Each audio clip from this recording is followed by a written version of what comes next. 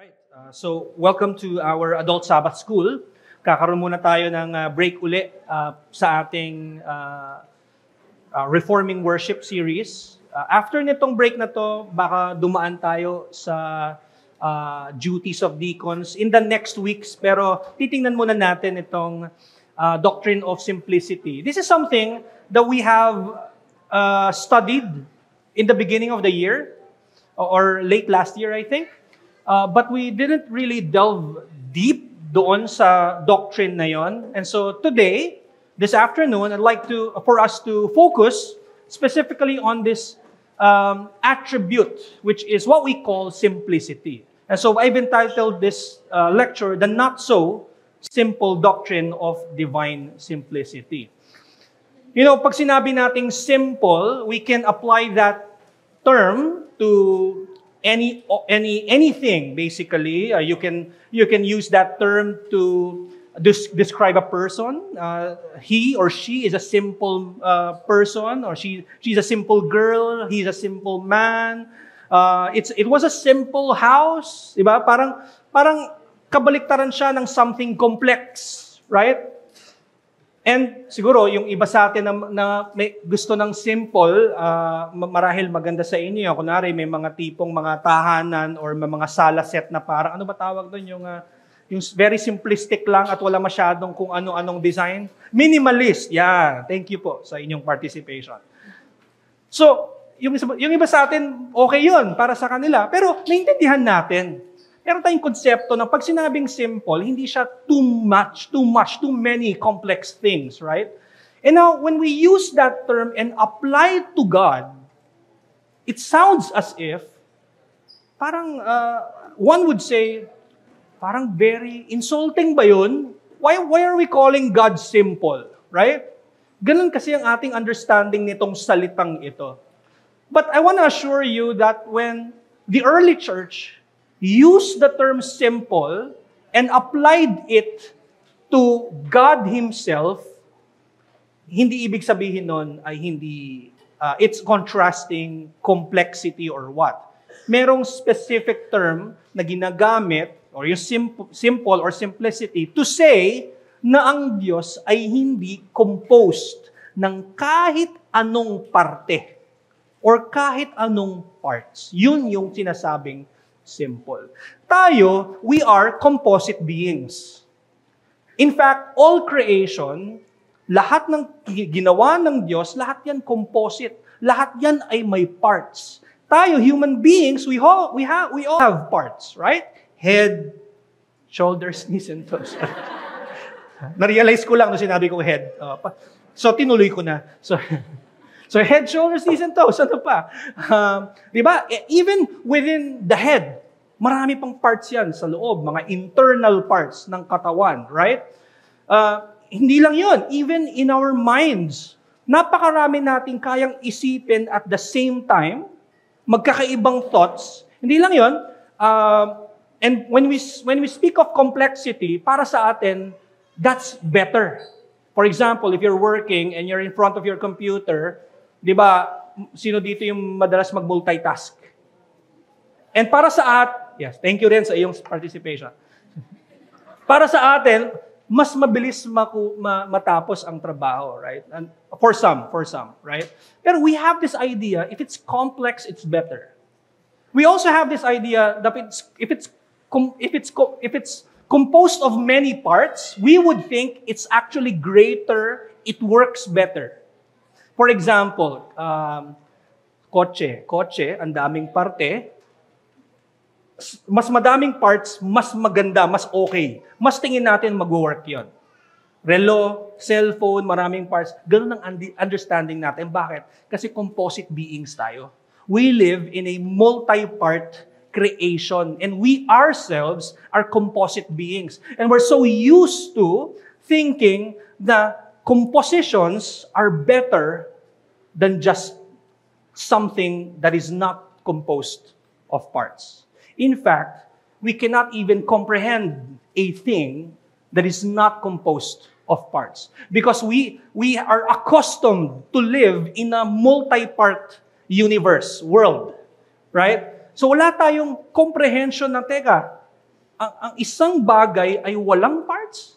Because lahat ng creation may parts. Lahat ng physical na bagay may parts.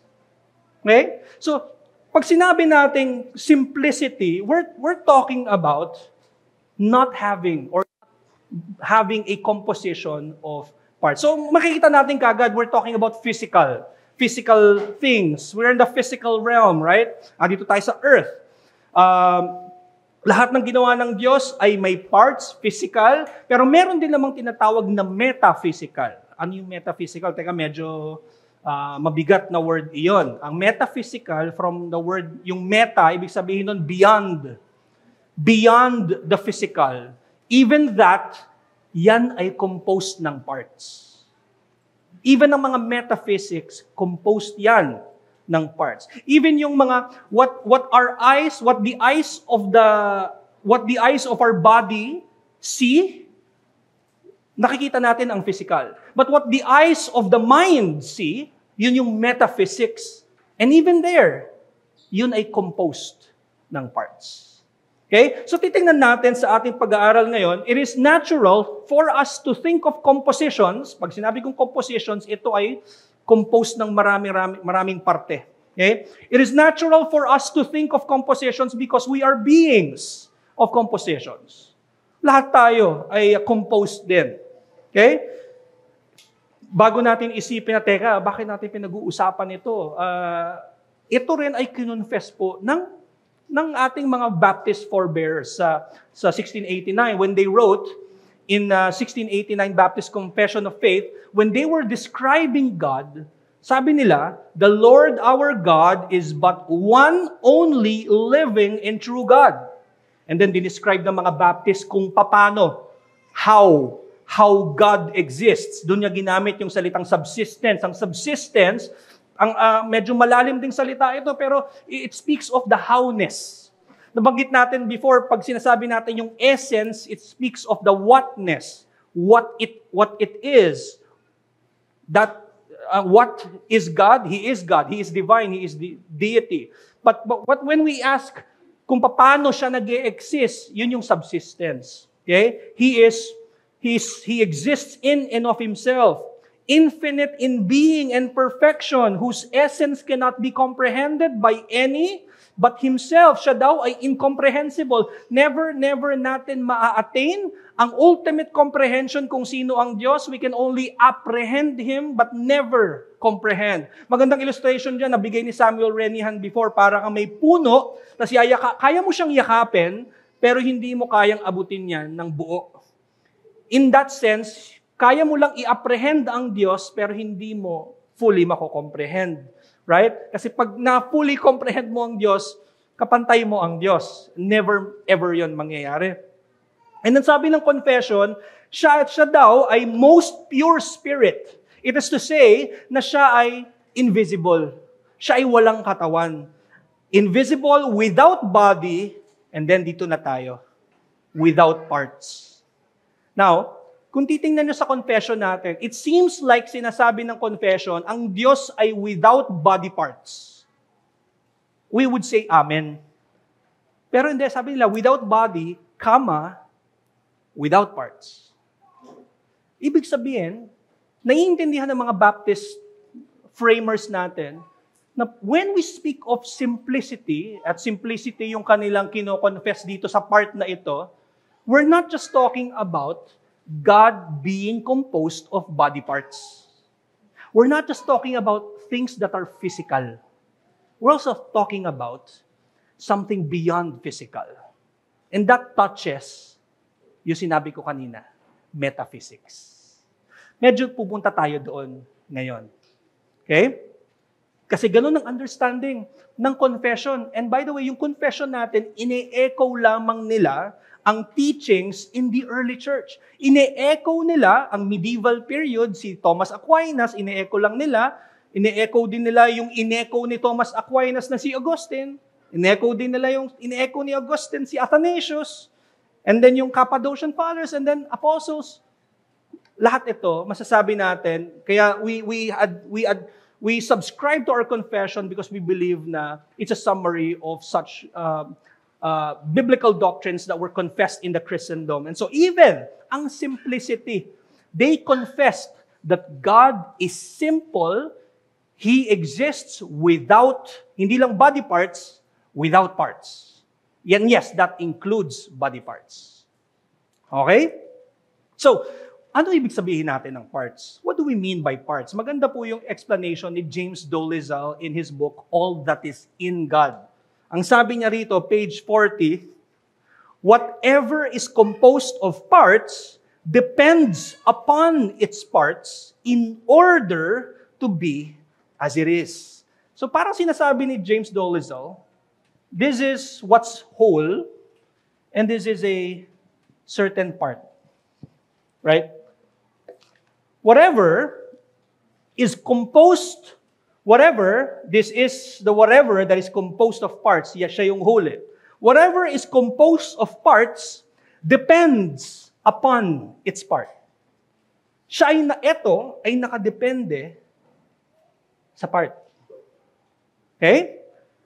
In order to be as it is. A part is anything in a subject that is less than the whole. Kumbaga, it's always like this. Pasensya na po kayo sa mga, medyo math.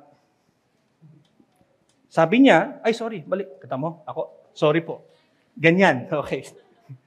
Oo nga, ano ba to? Greater than, ayan. So, ibig sabihin, a part is anything in a subject that is less than the whole. Okay? Kasi parte lang siya ng whole. Okay? A part is anything in a subject that is less than the whole and without which the subject would be really different than it is. In fact, kapag ginawa po natin, tinanggal natin yung part, whole pa ba siya? Hindi na siya whole. Di po ba? Okay? Yun ang part. That's how the early church defined parts. That's how the Baptists in our own confession defined parts. It's a part of the whole. The whole, in one sense, needs the part in order for the whole to be whole. That makes sense. Okay. So, we're talking about the doctrine of simplicity. Sa ating pag-aaral ngayon, part 1 pa lamang po ito, paano na-derive itong doctrine na ito? How did early Christians profess this doctrine? Okay? Una, tinatawag nating by good and necessary consequence. What does it mean? Ang ibig sabihin ng by good and necessary consequence is that we're saying, okay, it's from the Bible. It can be seen in the Bible. By looking at many passages, right? It's a consequence. The doctrine that they formulated was a consequence of the many passages that they've studied. At ito'y pinagsama-sama by good and necessary consequence. Okay, malinaw. Mayroong simplicity. Simple ang Diyos. Parang Trinity. Kapag, when you were asked, okay, can you point me to the term Trinity in the Bible? And by the way, many pagan religions, many pagans would say, wala namang Trinity sa Bible. Sasabihin nila yon laban sa Christianity. Wala naman talagang salitang Trinity. Pero we can point to many passages so that mafo-formulate natin, see, may Trinity. Ganon din po ang simplicity. By good and necessary consequence. That's what it means. Okay? Sabi again ni James Dolezal, does the Bible really require adherence to divine simplicity?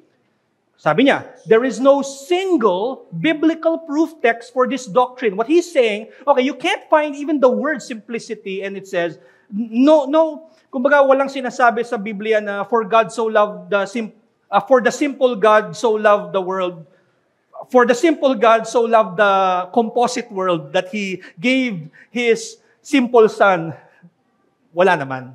Wala naman pong specifics na gano'n. However, you can infer, draw out from many scripture passages, and then you can formulate, okay, there is this doctrine. So again, he said, there is no single biblical proof text for this doctrine. It follows rather, by way of good and necessary consequence, from a number of other doctrines that are clearly taught in Scriptures. So he's saying also na hindi lang siya a collection of passages, it's also a collection of theology. Theology or doctrines that were also drawn out as they infer from many passages. Right? Sa mga nag-hermeneutics, naalala niyo po ba yung nag-draw sila ng Bible passages? Ano po tawag doon? Analogy of Scripture. Yung nag-draw sila from different theology or doctrines, analogy of faith. Diba? So, it's something na malinaw na sinasabi ni James Dolezal. He's basically saying, while you can't find the term, it's obviously there. The concept is there. Okay? So, and though the cognitive realization of divine simplicity requires that we contemplate the implications of other doctrines, it is not for that reason any less biblical. Okay? There's another way how the Christians in the early church derived or na-formulate nila ang doctrine of simplicity, and it is through negation. Negation. Now, let me give an example. Marahil narinig nyo na, if someone would want to explain Trinity to us, yung, kunwari 3-in-1, kape. Kunwari, explain ko ang Trinity, and then I will say either 3-in-1 or siguro yung itlog. O sige, 3-in-1 na lang. 3-in-1. Just as nag-combine yung kape, ano pa ba yun? Cream? Asukal? Tsaka yung, ano pa yung isa doon sa 3-in-1? Ha? Creamer. Okay. Creamer. Tatlo. Nag-combine sila, so nasa isang pakete sila. Masasabi natin, okay, mali yun na illustration ng Trinity. Kasi it's as if parang minix mo yung Father, Son, and Spirit to have a 3-in-1 Trinity. Now, kapag tinanggal mo yung kape doon, 2-in-1 na yon. Parang merong separation, separated yung persons kapag ganun ng illustration. Yon ay in-illustrate ang Trinity, hindi by negation. In fact, positive yung illustration. They're saying, okay, this is 3-in-1, the Trinity is like this. But ang negation is like this.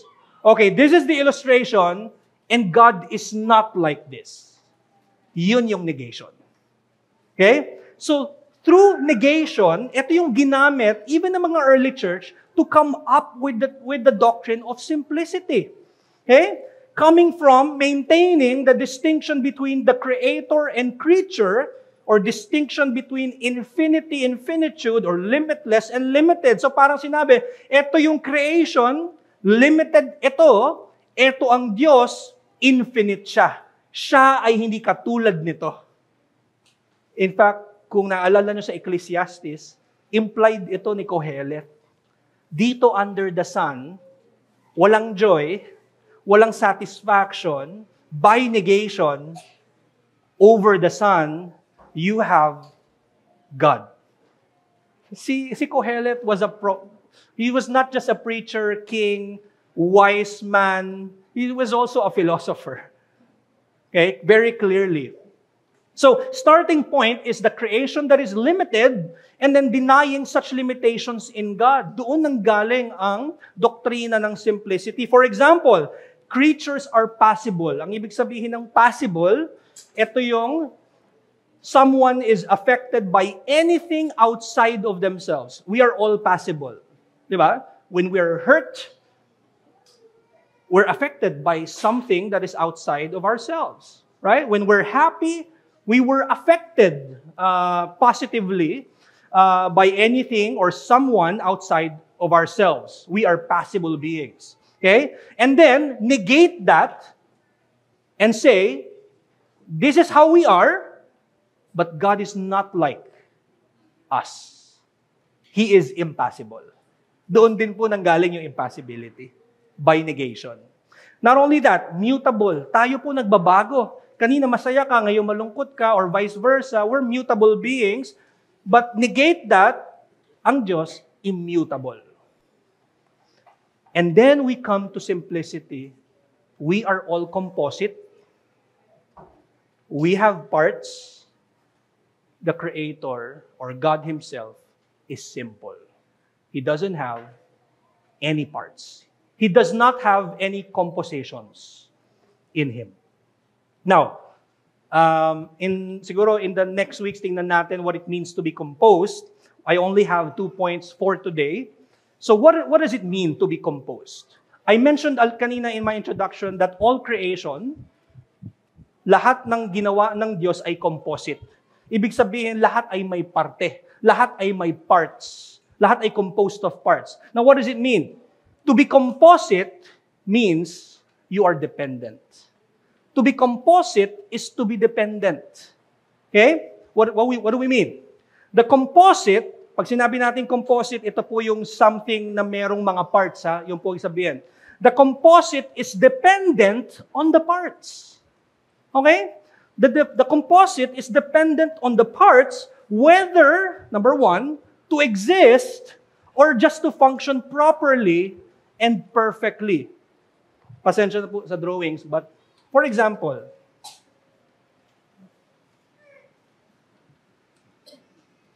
okay? Dalawa. Ang composite being na tao, composite, ibig sabihin siya ay may parte, dependent siya sa parts niya in 2 ways. To exist or to function properly. Okay? Tanggalin ko to. To exist. Okay? Kasi syempre po pag nawala yung ulo. Ayun, just to clarify. Or, let's say, hindi body parts. Let's say, tanggalin natin yung kanyang kaluluwa. Pangit pakinggan, no? Tanggalin ko ng kaluluwa mo, parang gano'n. Pero ang ibig po natin sabihin, hatiin natin. Posible lamang yon sa kamatayan, di po ba? Pag naghiwalay na ang katawang panglupa at ang ating kaluluwa, ibig sabihin, death na yon, patay na, right? Pero even that, parts po yan. Right? So, nakadepende ang part para mabuhay, to exist. So, either tanggalin ko ito, or ito, either way, nakasalalay ang kabuuan sa parte. Tama ba? To exist. Okay? Let's say binalik natin yung kaluluwa niya. Okay? Kunwari lang. Tanggalan natin siya ng, sorry po Sorry, I don't mean to be graphic, but kunwari, kamay. Mag-i-exist pa rin siya. Pero, to function properly. Sorry po, yung para pa lang ang pangit ng ayan. So, but you get what I mean. Nakadepende pa din yung kabuuan sa parte. Whether to exist or just to function properly. Okay? Malinaw po? Okay. Now, so a human has no life on earth. Gaya na sinabi ko kanina, pag yung 2 parts or compositions ng man ay nagkahiwalay, at pag natanggalan ng kahit anong body part, ang isang tao na hindi naman detrimental sa kanyang, kumbaga hindi naman maapekto yung kanyang buhay, mariretain ang kanyang humanity, pero maaring hindi siya can function properly or perfectly just as how a human being exists, right? So, ang point here is that every internal part, including, yun yung tao. Magbigay pa ako sa example. For example, cellphone. Every internal part ng cellphone, including the screen, are necessary parts in order for a cellphone to function. Right? So, pag tinanggal ko ang screen nito, hindi ka na makakatawag. O siguro kung MacGyver ka, siguro kaya mo tumawag. Pero, sorry, walang naka-gets no reference. But, na-realize ko yung age ko, sorry. May naka-gets pala, sorry. Sorry. So anyway, you get the point. Kailangan nung whole yung part. Dependent ang isang composite being sa kanyang parts. Pero dito tayo, i-apply ko na uli ang negation, mga kapatid. Ang Diyos, simple. Hindi siya nakadepende sa kahit anong parte niya kasi nga wala siyang parts. Wala siyang komposisyon. Siya ay spirit.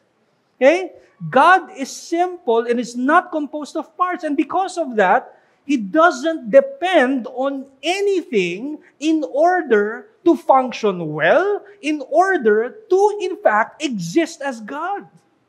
Right? Diba good news ito sa atin? So, this is the doctrine of simplicity. Right? Any composite being or thing depends, is a dependent thing. Whether on his own part, and later in our lecture, even outside of that thing. Kasi the fact na merong parts ang isang bagay, merong nag-cause nung kanyang part for that thing to be whole. There's an outside being na kailangang mag-connect ng mga parts na yon. So dun pa lang, dependent na talaga lahat ng composite. Pero ang Diyos ay simple. Hindi siya composite. Okay? So the doctrine of simplicity denies composition, denies that God has body parts. If you remember in John chapter 4, verse 24, when Jesus Christ was speaking to the woman, right? John chapter 4, verse 24, and Jesus was talking to the woman and he's saying, the hour is coming and is now here when the true worshipers will worship the Father in spirit and truth. He's saying, okay, there's a new kind of worship in the new covenant. It will come, and in fact, He has come. He's talking about Himself and the continuation of the new covenant.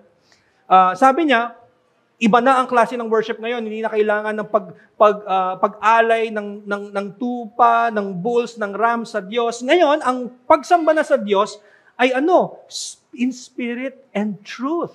Okay? Ito ay nagpo-point sa truth na si Kristo, spirit, sa third person of the Trinity, in spirit. Ganun na ang worship ngayon. Sumasamba tayo, na tayo ay niligtas ng katotohanan, tayo ay may dalang katotohanan. We have been, sabi nga ni Pablo, we are the pillar and buttress of truth. Right? Sa 1 Timothy. So, ibig sabihin, dala-dala natin ang mensahe ng katotohanan ng Ebanghelyo. Hindi lang yun, tayo ay nag-gather kasi tayo ay pinagsama-sama ng banal na Espiritu, in spirit and truth.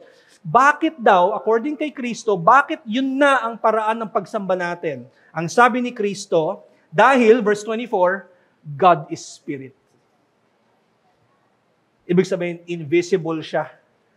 So meron tayong hawak na katotohanan, meron tayo ay pinagbuklod ng banal na Espiritu, ganito na ang pagsamba natin. At in fact, kahit saan na tayo, hindi kailangan dun tayo sa templo ng Jerusalem na napakagandang establishment. Hindi, kahit saan mag-gather ang church, ito ay katanggap-tanggap sa Panginoon as long as they are worshiping in spirit and truth.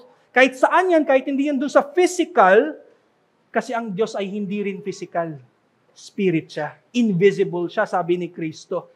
That also tells us na hindi siya composed ng kahit anong parte. He's not composed of parts. Okay? And then in 1 Timothy chapter 1 verse 17, malinaw sinasabi ni Paul kay Timothy, invisible ang Diyos. He's invisible. Now, baka isipin natin, teka, hindi po ba tatlo? May tatlong persona? O di tatlong parte. Hindi po yun parts. Hindi parts ang Trinity na kapag kunwari ay okay lang na mawala yung isa. Hindi po ganun. Okay? Ang Trinidad ay hindi siya composed ng tatlo. Kasi pag sinabi nating tatlo, parang may tatlong essence or tatlong diwa. Okay? Ang lalabas nun ay tatlo ang Diyos. Alam natin, iisa lamang ang essence, iisa lamang ang Diyos, pero may tatlong persona. May distinction ang kanilang subsistence o yung kanilang pag-exist. The Father, alam natin, the Father is of none, the Son is eternally begotten of the Father, the Holy Spirit eternally proceeds from the Father and the Son. Yun po ay hindi tatlong parte, hindi po composed ng tatlong parte ang Trinidad. Okay? And so, ang doctrine of simplicity safeguards God's absoluteness. Pag sinabi natin God's absoluteness, siya yung being na hindi kailanman kailangan ng dependency. Hindi siya nangangailangan. Okay? Ganun din ang ibig sabihin ng self-sufficiency. Enough na. Kumbaga parang hindi niya kailangan ng creation. Hindi niya kailangan ng creation. More so, redemption. Hindi kailangan. It's not a necessity in God. Okay? Because God is already love. Hindi niya tayo kinreate para lang magkaroon siya ng mamahalin. Hindi niya tayo kinreate para may magmahal sa Kanya. Ang Diyos ay punong-puno ng pagmamahal. The fact na 3 persona ang Diyos. Hindi niya kailangan. Pero kita natin sa Kanyang biyaya, He created and more so, redeemed sinners. Right? And so, the fact na siya ay hindi composed, siya ay simple, siya ay hindi dependent. He is independent or tinatawag po natin na aseity. Okay? He is independent. Sabi nga po sa Acts chapter 17 verses 24 to 25, the God who made the world and everything in it, being Lord of heaven and earth, does not live in temples made by man. Okay? Pero may idea po, by the way, may idea ang Old Covenant na in one sense, God is in the temple. And we can say yes to that as well. There is a special presence of God in the temple. And we can say that now, right? There is that special presence of God, of Christ through the Spirit in the new covenant temple, which is the gathering of the church. There is that sense, right? However, Paul is also reminding us, while there is that special presence in the dwelling place of God, whether that would be in the Old Covenant dwelling place or now in the New Covenant dwelling place in the church, it's still true that He doesn't really live in temples made by man. He doesn't need it. He's not dependent doon sa mga bagay na yon na kinreate ng man. Imagine mo, siya yung nag-create ng tao, tapos magdidepende siya sa kinreate ng tao. Nor is He served by human hands, as though He needed anything, since He Himself gives to all mankind life, breath, and everything. In fact, we are the ones. We are the composite beings, and we are the ones dependent on the first cause, the original cause, right? The one who is uncaused, and yet He caused all things. We are dependent on God alone. Okay? Makikita rin natin when Moses was speaking to God and he's asking God, nag-hesitate siya sa ministry na inintrust sa kanya ng Panginoon, and iniisip niya, pag pumunta ako doon, ano sasabihin ko sa kanila ng pangalan niyo? Right? Ang sabi ng Diyos sa kanya, God said to Moses, I am who I am. And He said, say this to the people of Israel, I am has sent me to you. Nung sinabi niya yung I am, it's a known term specifically to say na hindi siya. Walang any adjective that would, kumbaga parang solely describe who God is. He is everything. He is. I am. Wala akong pangangailangan. He is self-sufficient, He's saying. That's what He meant. That's what He told Moses when He said, I am who I am. He was assuring Moses of His all-sufficiency to accomplish His deliverance of Israel. Natatakot si Moses. Right? De sabihin mo, I am. Ako, yung Diyos ni Abraham. Ako yung Diyos ni Jacob. Makikita natin doon ang self-sufficiency or aseity ng Diyos. And it shows us na wala siyang compositions. Pangalawa, so to be composite is to be dependent. Right? Lahat ng bagay na may parts ay dependent. For it to exist, for it to function properly, ito ay dependent even dun sa nag-create sa kanya, doon sa naglagay ng mga parts niya, dependent yon. Ang Diyos ay simple. Pangalawa, to be composite is to be mutable. Mutable, ibig sabihin, pabago-bago.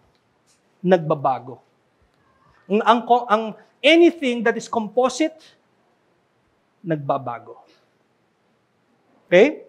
So, dito tayo titingin sa usapin na matter at form. Composition of matter and form.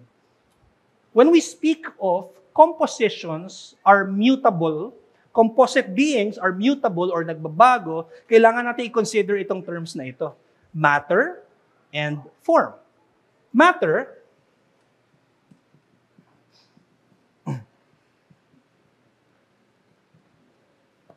so these are philosophical terms. Okay? Try po natin silang i-explain. The matter is what a thing is made of.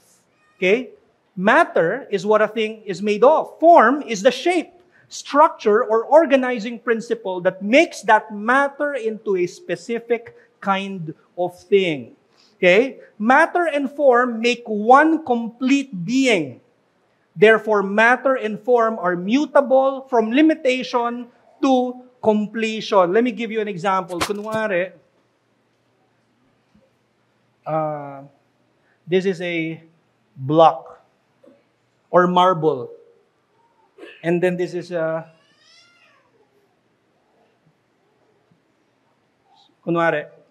castle. Right? Kailangan, itong matter is an object, right? But it can also be a castle or an establishment. Okay? This depends on the matter. Okay? Yun lang basically yung matter and form. For example, human beings, the flesh, the bones, and organs are considered matter. And when they are all joined together, they are formed into a human being. Simple distinction, right? Pero lahat ng composite ay merong matter and form. Meron silang parang ingredients in order to form into something. Right? Yun lang matter and form. For example, the matter of a cell phone is its physical components. Plastic, glass, silicon battery. Now, pwedeng hindi siya i-arrange at magmumukha lang siyang a pile of electronic parts. Right? Pero, pwede siyang, yung kanina, yung metal or yung mga plastic and yung glass, pwede silang i-arrange para sila ay to take the form of an actual cell phone. Right? Makikita mo din na yung form ang nagpapakita ng mas may function. Yung matter, yung kanina, wala. I'm not speaking of when I say matter, I'm not trying to contrast it with, hindi ko sinasabing solid, liquid, gas. Okay? Ang use ko ng term ng matter and form is philosophical. Yung distinction ng either matter, yung ingredients ng isang something, at yung kung ano yung pagkabuo.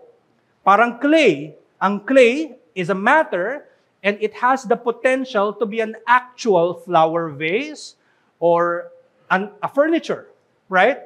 Makikita pa natin dun sa distinction na yon, hindi mo makikita yung beauty, hindi mas napapakita yung property or yung description ng isang bagay, mas makikita mo yun sa form. Pag siya'y naka-form na. Pero sa matter, hindi mo makikita. You can't say na yung clay, ang ganda nito. Pag siya'y na-form na, okay, maganda, babasagin, pwede i-display, pero ito, tatapon na to. So makita natin na nakadepende yung beauty ng form sa matter. Nakadepende din yung existence ng matter or ng form sa matter. Okay? Lahat ng composite beings ay mayroong matter, may composition of matter and form. Okay? Lahat tayo, meron tayong mga internal organs na kailangang joined together in a very, kumbaga, sobrang meticulous yung pagkakabit-kabit ng Diyos to form an actual human being. Composite beings tayo. Ang Diyos ay walang ganoong composition. Wala siyang composition of matter and form. Hindi siya from an acorn, magiging oak tree siya later on. Hindi ganon ang Diyos. Okay? Makikita rin natin, by the way, ang matter, the matter is imperfect this is perfect. Right? The clay is imperfect. The flower vase is, okay, it's perfected. Right? The heart, internal organs, imperfect. A human being has the perfect form. Right? So in one sense, masasabi natin na ang composite beings merong potential to be something better than what a certain matter is. Ganun makikita natin sa composition ng matter and form. Ang mga tao may ganoong compositions, ang Diyos wala. And because God is simple and is not composed of parts, He is, in fact, perfect already. Not like us, na nag-start from a small cell, and now, ngayon, have many different body parts. From small matter and composed of many kinds of matter to be able to form in one good, kumbaga parang good creation of God, human being, walang ganoon ng Diyos. Hindi kailangan ng maging perfect ang Diyos because He's already perfect. He's simple, He's not composed of parts. He doesn't need to be perfect. Okay? Hindi lang yon, He doesn't change. Tayo, nagbabago tayo. Just like this, nagbago. Ang Diyos walang pagbabago. Okay? Tingnan natin yung James chapter 1 verse 17. James chapter 1 verse 17.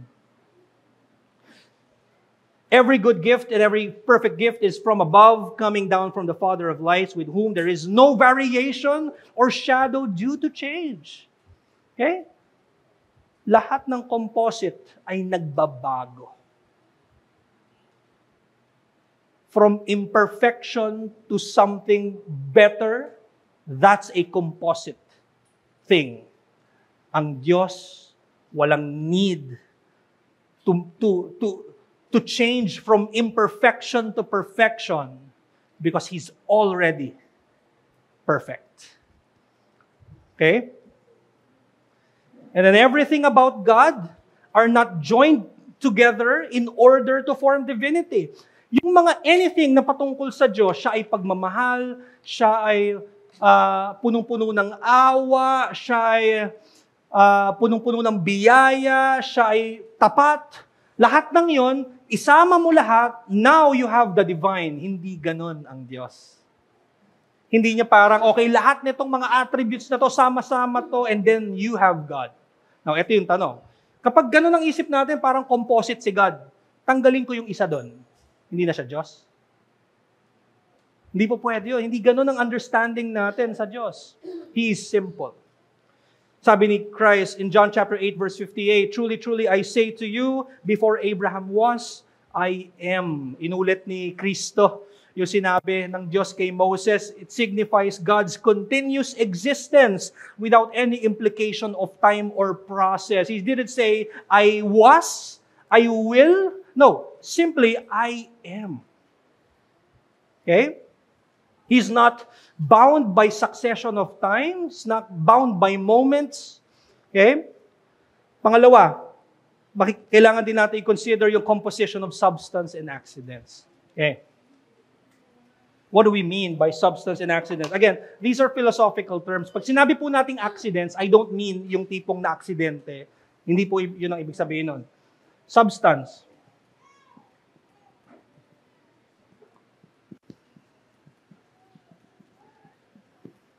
Ang substance is what makes a thing is. Pareho siya ng essence. Pareho siya ng nature, substance. Ang anong substance ng tao? Humanity. Anong substance ng Diyos? Divinity. Anong substance ng aso? Aso, dog. Anong substance ng ano ba? Kahit anong hayop, hayop. You get what I mean? Substance, nature, essence. While the accidents are the qualities, quantities, properties, or anything na patungkol dun sa substance. Ang accident, pwede mo siyang tanggalin at pwede mo siyang idagdag. Okay? For example, ang isang literal na human being, okay, is a substance. At siya ay pwedeng mag-possess ng accidents. Lahat po tayo ay may accidents. In fact, necessary yun sa atin. For example, si, ano bang common name? John Doe? Tawag na John. Peter. Si Peter ay 6'8". 6'8". Weight, mahirap pala to, no? Sige, 130. 130 pounds. Quality, let's say siya ay, ano ba? White. Okay, sige. Hindi po sa akin ang galing yun. White. Eye color, kunwari, black yung mata niya, hair texture, kulot, kunwari. Virtue, let's say, kunwari, si Peter, kilala natin siyang, ano ba? Wise. Okay. Okay? Tapos siya ay, kunwari, rich. Rich. Parang Solomon, rich. Kunwari lang. Okay? Yan ay mga accidents patungkol kay Peter. At lahat ng accidents, pwede mo tanggalin at pwede mo idagdag. Si Peter, pwede naman siyang mayaman lang eh. Pero hindi siya wise. Pero pwede rin, wise siya, tapos let's say, kunwari, siya ay, madalas mag-exercise, so 120. Nakita nyo, ang accidents pwede magbago. Pero, itong mga bagay na to, hindi necessarily nagbago ang substance or yung humanity niya. Okay, yan po yung substance and accidents. Okay? So, any accidents can be removed or can be added to a person. Okay? This means that creation is composed of substance and accidents. Lahat po ng creation ay meron. Kahit itong pulpito na to, this is brown, this is tall, this is made of wood, those are accidents. Okay? And therefore, sila ay mutable. A human can change and lose weight and still maintain the substance of humanity. A cell phone can change its color into black. Yung blackness niya ay isang accident. Now, inegate po natin yan at i-apply natin sa Diyos. Ang Diyos, walang accidents. Hindi ko po ibig sabihin na, di ba naririnig natin, walang aksidente sa Diyos. Iba po yung ibig sabihin nun. Ibig sabihin nun, providence. Ang ibig ko sabihin, accidents, walang properties ang Diyos. We can't say, ang Diyos ay 6'8", 120 pounds. Why? Kasi wala siyang body parts. Pero you can say, for example,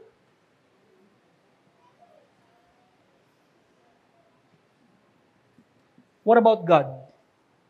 He is, sabihin natin, okay, loving siya. Siya ay merciful. Are these things true? Right? Are these things true? For example, si Peter is wise. Pero yung pagka-wise niya, pwedeng mawala sa kanya. Right? Si God, siya'y loving, siya'y merciful. Yung mga bagay na yun, pwede ba mawala sa kanya? Or dinagdag lang sa kanya later on yun? Hindi. Pero ito ang Diyos. Okay? Dahil simple si God, hindi siya loving. Hindi loving si God. Hindi rin merciful si God. In fact, the Bible tells us that God is love.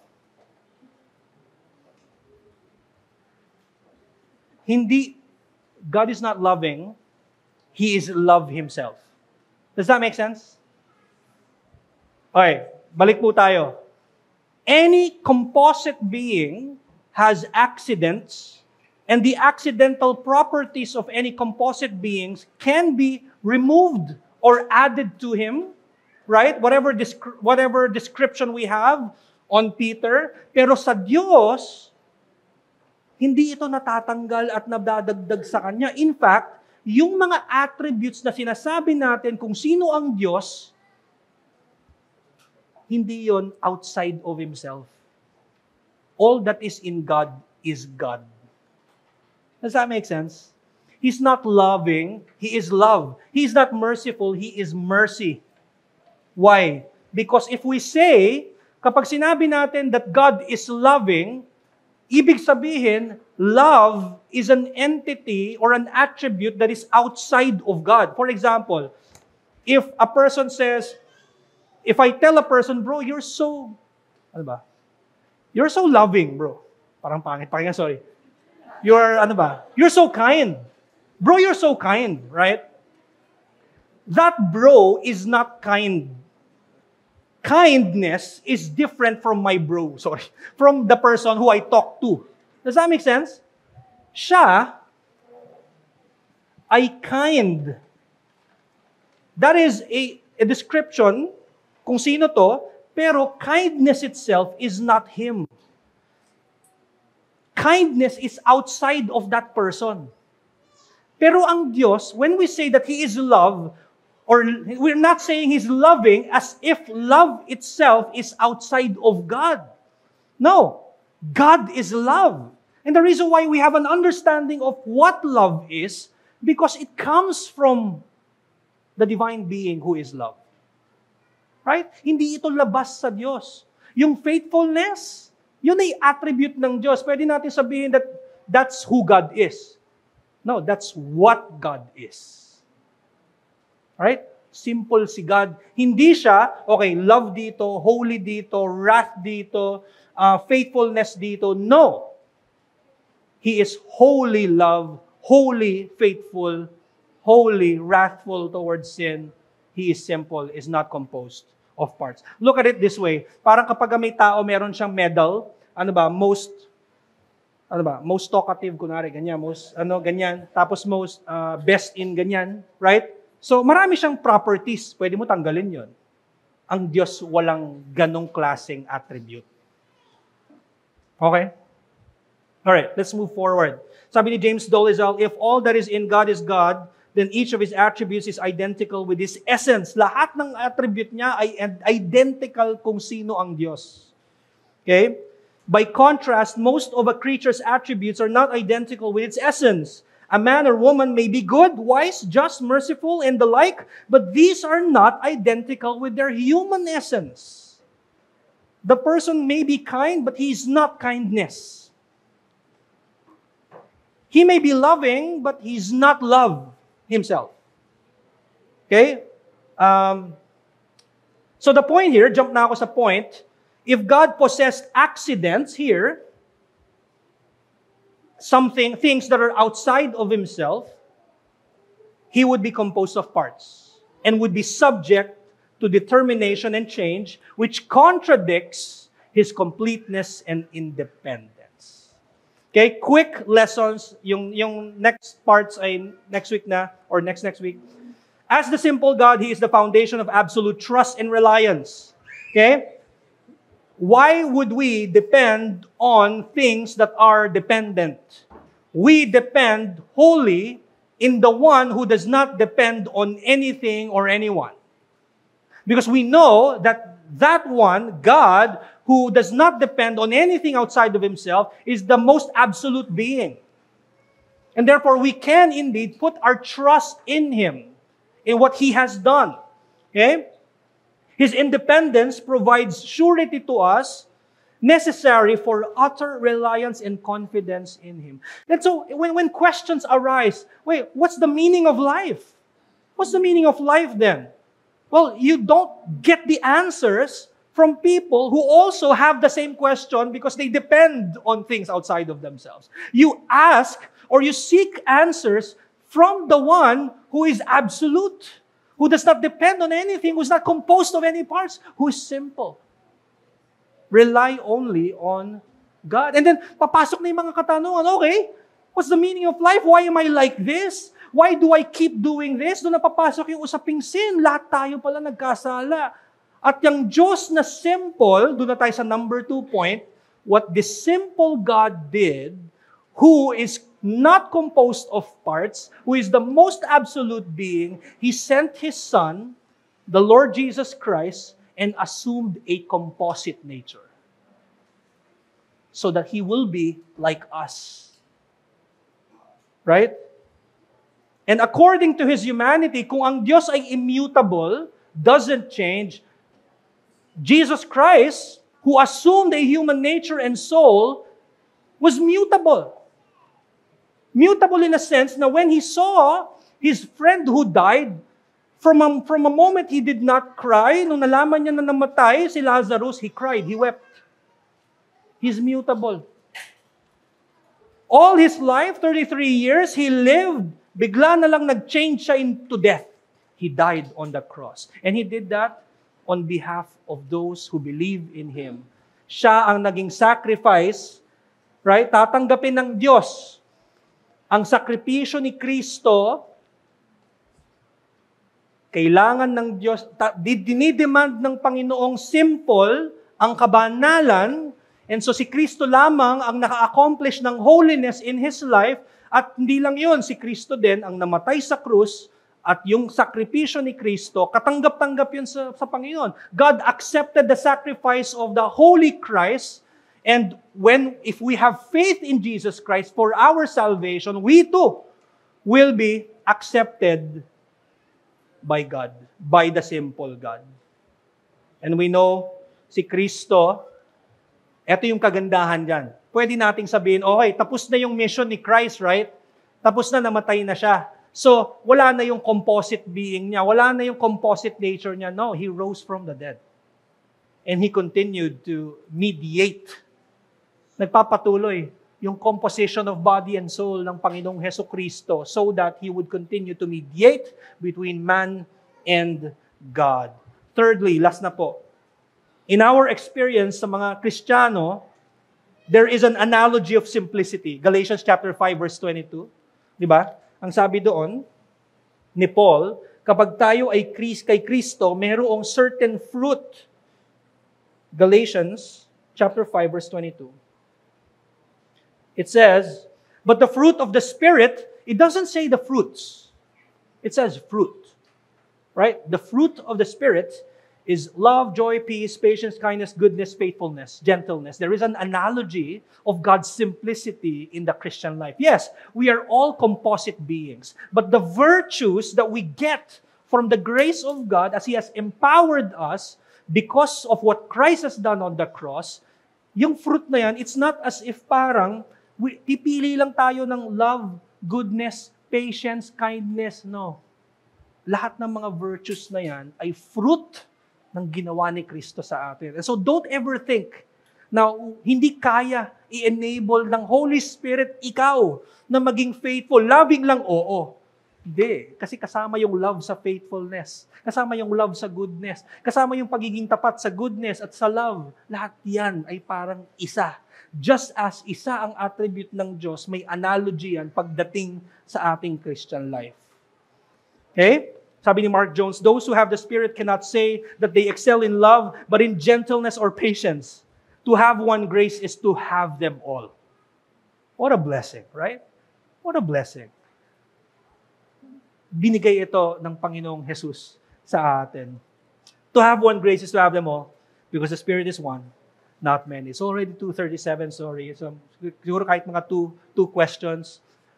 This ends our topic, our lecture. If you want to go to the restroom, go ahead. No problem po. Questions? Yes, Diego.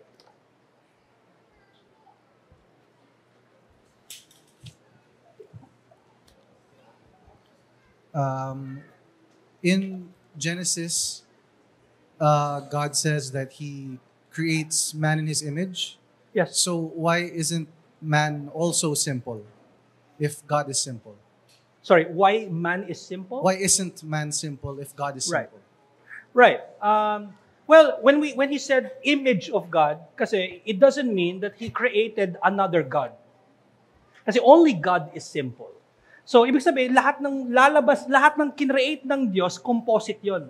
Nag-iisa lang ang simple. Walang other simple beings. Si God lang yon. And so, yung image of God, what it means, hindi specifically as, okay, He created the same essence as He is. Hindi pa pwede yun. Kasi if He did that, then He created another divine. It is impossible. So, yung image of God, it means a lot of things. We are in the image of God relationally. Kumbaga, it's imprinted in the fiber of our beings yung pagiging relational. Why? Because the Trinity may relationship ang each person of the Trinity. Naka-imprint na sa atin ang law ni God. Alam natin that sins are wrong, are against God, kahit ikaw ay hindi naniniwala sa Diyos, dahil ikaw ay kinreate ng imahe niya. So in those sense, tayo, image of God, hindi necessarily pagdating sa simplicity. Kasi ang simplicity nga, di ba, by negation. So, na-maintain natin yung creator-creature distinction. That's, okay. One more question? Meron po ba?